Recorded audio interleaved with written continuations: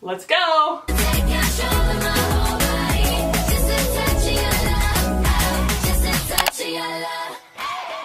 Hey guys, Hillary here. Welcome back to my channel. We are continuing the series, All Things Enneagram, and I get the amazing privilege of interviewing a Type 8, Candy. Yay. Yay! Welcome to my channel.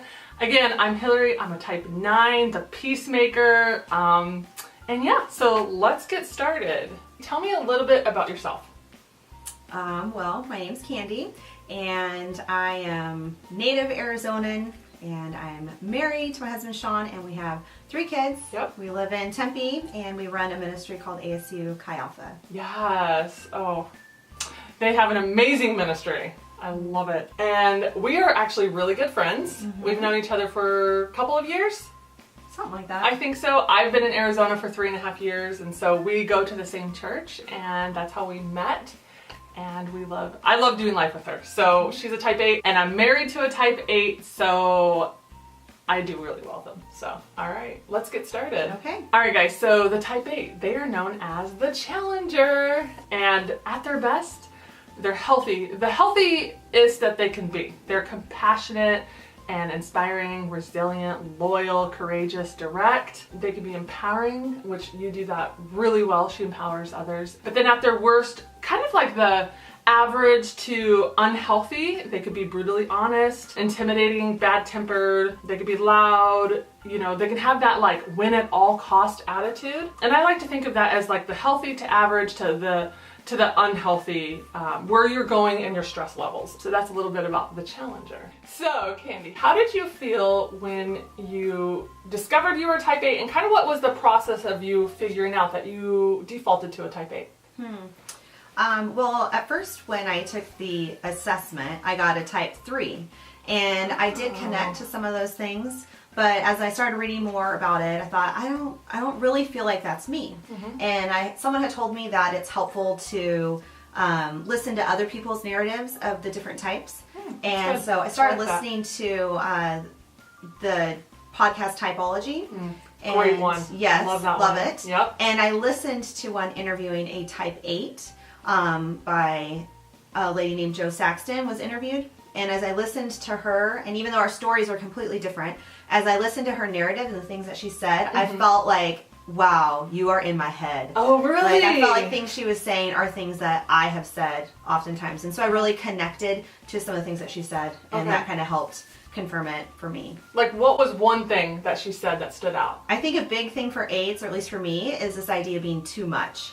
And also the fact that she was a female, that she was a leader. She was surrounded by a lot of males, and a female leader I connected to, and just that feeling of being too much, too strong, just TOO, too much. And I definitely resonated with that. Okay. Oh, that's good. All right, so let's dig into the core fears and the core desires of the Type 8, and that actually sometimes can help you figure out if it's your number or not, if you resonate with what they are. And the core fear of an 8 is the fear of being weak, powerless, underestimated, humiliated, vulnerable, harmed, and at the mercy of justice. And then on the flip side, the core desire is to protect themselves. Do you resonate with the core fear and the core desire, and how does that play out? Yeah, I think so. I think vulnerability is something that I've had to learn. I think that a life message for me was kind of pull up your bootstraps and deal with it, and don't cry about it. So later in life, becoming a Christian, just that very idea of that, the verse talking about that when we are weak, we are strong. That was very different for me, that idea of, because growing up, I had to be strong. I had to kick into survival mode, which I feel like is all kind of intertwined in some of this personality development. And so I connected with the vulnerability and not feeling like I needed to be strong at all times. Yeah. So that need to be strong at all times, how do you deal with that today? Like in your is it like that in your marriage, with your friendships? Do you feel like you're the strong one and you have to be, or do you allow yourself to not have to be strong all the time now? It's definitely something I have to be intentional about. I do think that I have a very high capacity, and I can take on a lot, and I can be strong, but I've had to learn what does it look like to give myself grace. Yes. That I can actually be not okay. Yeah. That I do have needs.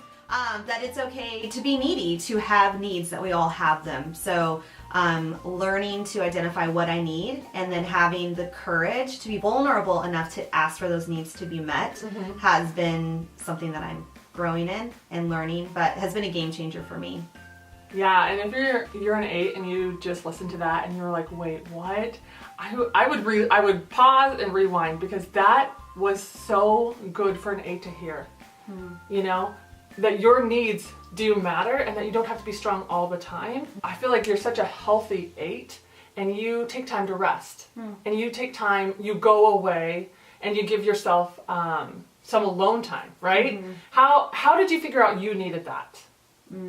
Probably by being so exhausted and tired. And I've been in a role for a long time that's constantly like pouring out, and just the whole idea that you can't give away what you don't have. And so finding, for me, one was learning to be alone, because I am extroverted. I've always been kind of your classic sanguine personality. But the longer I've been in places of leadership and as I'm getting older, I've learned that I personally need to be alone with God, alone with my thoughts. I need to check in with myself to see how I'm doing, to even know what I need. And so I have found in the last several years that for me to go away, even for a good 24 hours by myself, and a journal. I love to journal, love to pray, love to just connect with nature. Like, that's good for my soul, because my personality can be so intense that I have to be intentional to go away and kind of just be in stillness and be comfortable in that. I love that. And honestly, even hearing you say that now helps me know how to be there even better for my own husband, who's an 8. I'm like, oh, that wisdom is so good and so deep and so brilliant that I'm like, okay, I'm going to take that. So thank you for sharing. And I hope that you guys really hear that. And if maybe you're not an 8, but you have an 8 in your life, and you're like, oh, they're just like, they got everything together and they fix it. And, they don't need me, or they don't need, that part of, that, I don't know how to say it, even the tender, loving care you do. Even though your outside might say like, no, I've got it, there's such a vulnerability in you, and a way for us to love 8s even, I don't know, greater? I don't know. It spoke to me. And so I know it's going to speak to other people and how to either deal with themselves as an 8 or love an 8. So thank you for sharing that. Yeah, I heard something before saying that 8s have, they might come across very strong and very powerful, but inwardly they have a really squishy center. And I thought that was funny. But very true. And that the people that I feel safest with, that's that point of that vulnerability, because people perceive me to be very vulnerable. I think it's because I try to be authentic and I'm pretty open. You are. But there's differences between, so what one person perceives as vulnerability, for me, I will know that's not really that vulnerable. That's just me being open. So going to those deep, deep vulnerable places, like with my husband or someone, an 8 has to feel so safe with a person to go to that super vulnerable spot. But other people all along they say, oh, you're so vulnerable. And I think it's because I'm so open. That doesn't mean I'm sharing my deep, deep vulnerable places. That is good. You're right. You're totally right. Because you are you do show up. You're very authentic and real. And so I would think Candy's totally vulnerable. But you're right. I mean, I know we're really good friends, so it's a little different, but I understand that. That's good. Good to know. So moving along, let's go into the wings of an 8, which are the 2 numbers beside your number. You can't be an 8 with a 4 wing.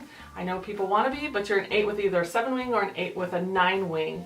And the 8 with a 7 wing, they are more extroverted, energetic, quick, interested in power sometimes, and can be materialistic. And then the 8 with a 9 wing, they are generally more mild-mannered, gentle, receptive, enjoy their comforts, can be quietly strong. And so do you know your wing? And if you do, which one do you tend to lean more towards? Or are you balanced? Do you use a little bit of both depending on the situation? I do think my predominant wing is the 7, although I do think that I'm learning or draw from the 9 at times as well. But Yeah.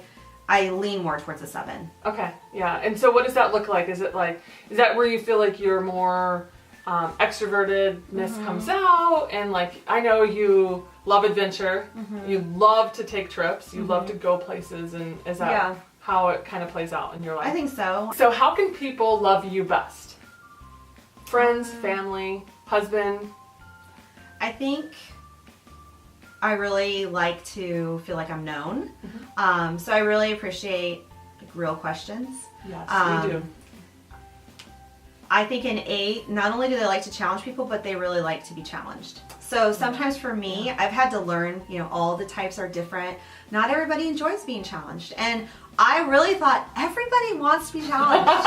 Everybody wants to grow. Nope. Why wouldn't you want to grow? And so learning like, oh, not everybody loves that. But an 8 wants to grow. And an 8 wants to be challenged. So it's almost a thing for me where I'm like, if you are my friend and you don't want to challenge me, then I feel like, do you not love me? Oh my God, do you not so care? good. It's So good. I don't do well with surface relationships. At a point, it's like, all right, let's get to it. So as my friend, like I want you to speak truth with grace and ask me how I'm doing. Ask me how I'm really doing, and take the time to do that. I appreciate my friends who will do that. Yeah.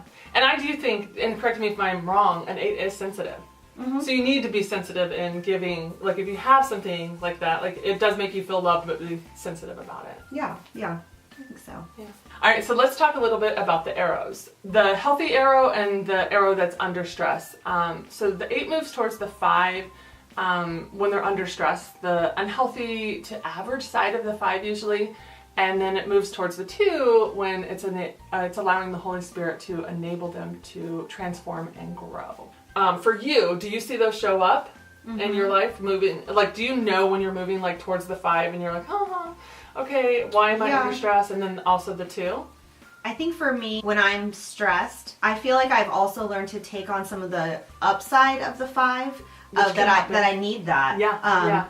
And that's been a learning process of learning that I need to be alone, that I need to pull away for a time. Now, if I pulled away for too long, then that would be unhealthy. Yeah. That's when I would take on the part of a 5 that would withdraw and detach, where I'm not really, because I am an initiator. So when I kind of stop, and I think sometimes it's okay for an 8, you don't have to always initiate, and put that need out there, that sometimes it's okay to ask a friend like, hey, it would be really cool if you would initiate sometimes. Yes. So you have to tell your 9 friends that, like, hey, it's true. You gotta. It's true. It's true. But I think I've learned that there's that fine line of I need to go away for my health. So, but that stress isn't always a bad thing. But if I stayed there too long and became very withdrawn, where I'm not really reaching out at all, that is a place of unhealth for me.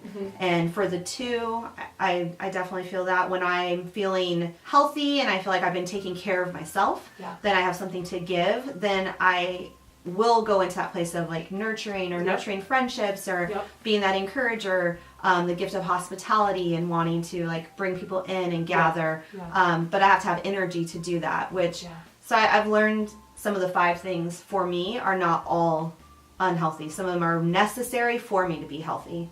Does that make sense? Yeah, absolutely. I think you're spot on. And then what I love about you, when you're going towards a 2, like you do have the gift of hospitality, almost to where you could look like a 2 at times. And so I love that. Like I see it, I don't know guys, if you were to go to her Instagram, you would see like you have that gift.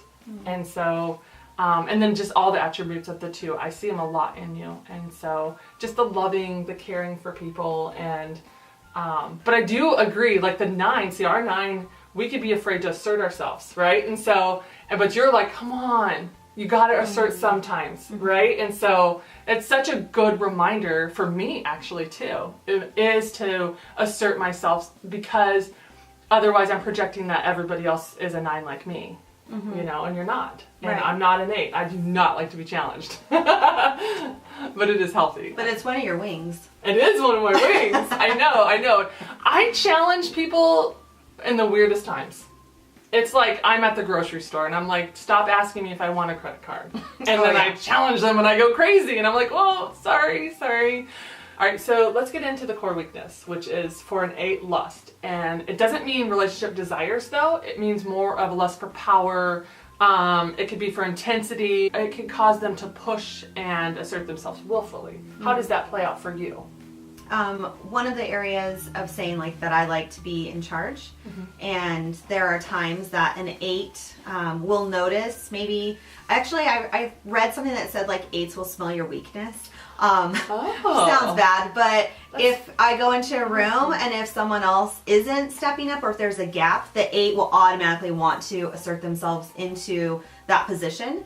And something that I personally have had to learn and am still learning is just because you can do something doesn't mean you should.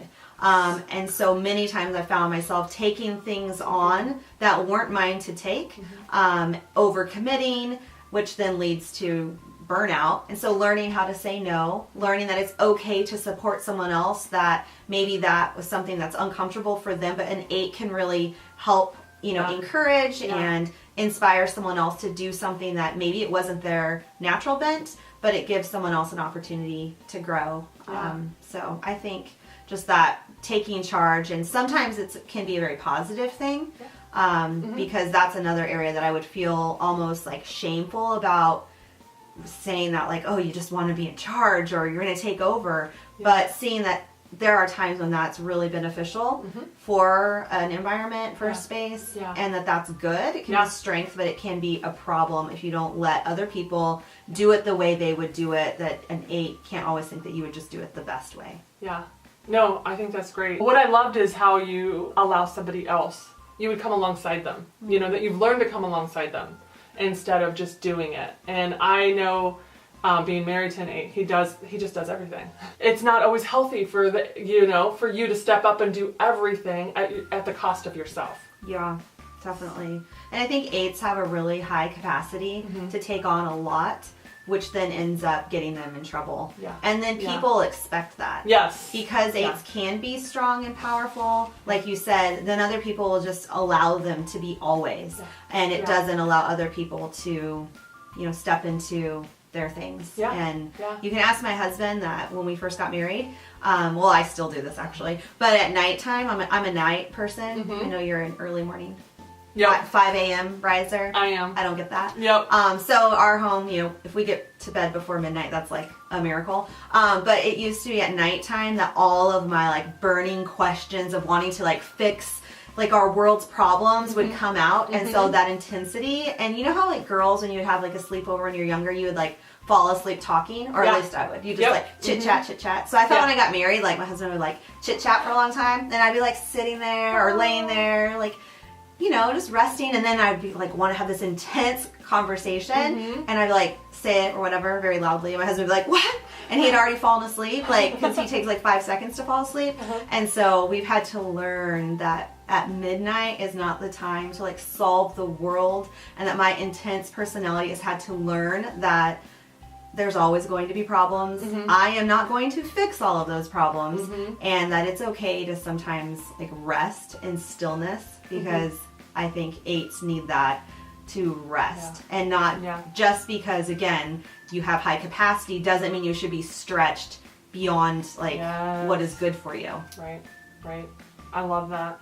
And what I love, as we're kind of like winding down, this has been so beautiful. What I love about you is I can like I can visibly see it and like hear in your voice how healthy you are, and how much you've worked on, and how much throughout your life, to get like, you are so self-aware. And I love that you have so much to teach other people.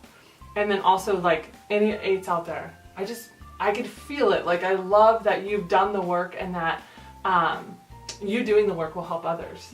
And so thank you. Thank you so much. This has been amazing. And I think that's why I love the Enneagram, because it helps give you language for how you were created. It helps us to see that not everybody sees the world the same way that I do or that you do, and that we need all the types, that none of the types are bad, none of them are Right. better than the others, that Right. they are all really important. And if I could just say one last thing, if you are a female 8, because I think that sometimes that can feel like a lonely spot of feeling like you are those lies of too strong or too much or too powerful or too intense, and guaranteed people have said that to you or said you're intimidating. I heard that my whole life. But it's okay to lean into who you are Yes. and to lean into Yeah. your strength. And at times it may feel lonely there because you're leading Yeah. and the people are following but looking for those other people that can match your intensity. It may be few people, but it's okay. So I think I beat myself up about that for a long time, and I thought I just need to be less than. I need to just And you I need to not don't. care about these things as much, or that part of 8 that wants justice and wants to has certain causes or wants to advocate for the underdog, and that is very much how I'm wired. But I thought for about a while, I need to just not be as intense. I need to not care, because it felt like at times in certain circles, it just felt like, I felt too much. Yeah, And so, And you might not have felt like you looked like everyone else. yeah. Right? Right. But I loved what she said was, we need all numbers. And we're not even a number, right? But we need each other. And honestly, we need 8s, and we need female 8s. It's such a beautiful thing to me. I obviously am drawn to a strong female and strong male, right? 8s. But all the numbers are important. None of them are better than the other. Yeah. And that's such a beautiful way to put it. I love it. Thank you. Yeah. All right, so you've kind of already answered this, but let's just wrap it up with a bow. And how has learning the Enneagram helped you? Learning the Enneagram has helped give language for me. It's helped validate that it's not just me. I'm not the only person feeling this way. Yeah. When I've connected through podcasts or have met others with similar types, it just helps feel like, I'm not alone in that. And I think understanding that gender plays a really important role in that an 8 male and an 8 female might see things really differently or experience the world, and the world might experience them differently. Yeah, And so that's such a good point. really helped Yeah. me. And if you can't find people that are your same type, because I don't even know if I've met another female 8, but I've read and I've listened to podcasts, and that's really helped me. Because otherwise, if you feel like you're either not enough or too much, then that's a really not Yeah. a healthy place to be. Yeah. But listening to other people's narratives, it helps inspire me to you can only be who you are. Yeah. And so lean Yeah. into that, Yeah. know your strengths, and grow your strengths rather than focusing on the weaknesses. Know what we're strong in and learn how to hone that strength and use it the best way that you can. Yeah, it's so good. And I think too, you might not know any 8s, because I wonder if you felt this way. When you read it, it was ugh, I don't know if I don't want to be that, and so I guess if you're out there and you're this is really resonating with me, own it. It's a beautiful thing. If you really feel gosh, I resonate being an 8. I love how you said it. Lean in, own it, be who you really are, because it's beautiful, and we need you, and we need each other, and so that's wonderful. Thank you so much. Yeah, this has thank been you. a blast. Thank you. And I'm just excited that, other 8s are going to hear this and feel maybe less alone and feel encouraged, and encouraged to own that they're an 8, male or female. We love it. So, all right, guys, that's all I have for you today. Thank you so much again for being with us, watching it. I hope it helped you. I hope it helped you understand, if you are an 8, understand yourself a little bit better, or if you know an 8, how to love them better and have grace and love and care for them. So again, if you liked the video, leave me a thumbs up, subscribe. I'll put the little button somewhere in the screen, and leave me any comments. And if you want to know more about the Enneagram, I have a website. I'm actually an Enneagram coach. And so if you want to find me down below in the description box, otherwise you can go to www.ittakesbravery.com. I have a couple of different packages if you want some one-on-one coaching, or you want to just learn what is my number. I have a Discover You package. So thanks again for watching, and can't wait to hear from you guys. Bye! Hey guys! I tell you, I can't even do this. Alright. Okay. Eights have no weakness. Eights have no weakness. Candy. No, I'm just gonna be myself. Perfect. So good.